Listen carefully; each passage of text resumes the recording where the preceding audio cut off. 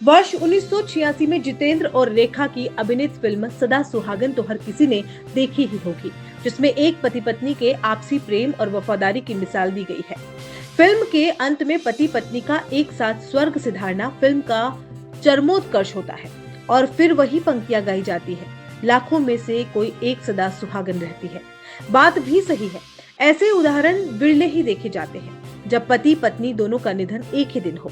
लेकिन रविवार का दिन एक बार हकीकत में ऐसी खबर लेकर आया जिसने सदा सुहागन का एक जीवंत उदाहरण पेश कर दिया। यह भावुक कर देने वाली खबर चित्तौड़गढ़ जिले के आकोला थाना क्षेत्र में आने वाली चौरवड़ी पंचायत के गांव बाबरियों का खेड़ा से आई है, जहां एक बुजुर्ग दंपत्ति ताउम्र साथ रहे। ऐसा साथ जो मरने के बाद भी नहीं छूट पाया, लेकिन एक ही दिन ये संसार छोड़कर परम धाम चले गए।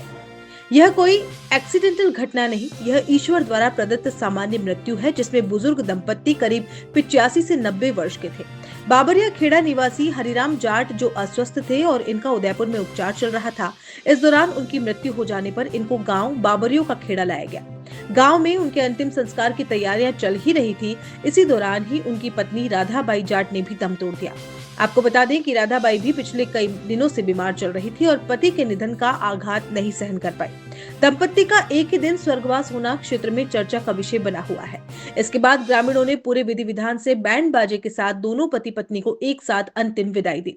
वहीं शमशान में अंतिम संस्कार के दौरान एक अर्थी पर दोनों का अंतिम संस्कार किया गया। हरिराम के परिजनों के लिए बुजुर्ग दंपत्ति का इस तरह चले जाना बड़े दुख का विषय है। लेकिन इस भावुक कर देने वाली घटना से पत्नी राधाबाई जाट के सदा सुहागन रहने की चर्चा भी खास और आम में हो रही है। साथ ही एक हरि और दूसरी राधा, इस अद्भुत संगम के चर्चे भी एक बार फिर होने लगे हैं। यह वाकया एक पति पत्नी के आपसी प्रेम और विश्वास का अनुपम उदाहरण है और निश्चय ही लाखों दंपतियों में से कोई एक ही इस सदगति को प्राप्त करता है। तभी तो वर्ष 1986 में बनी फिल्म का टाइटल भी सदा सुहागन और टाइटल गीत लाखों में से कोई एक सदा सुहागन रहती है लिखा गया होगा। उदयपुर न्यूज इस भाग्यशाली दंपत्ति को श्रद्धांजलि अर्पित करता है।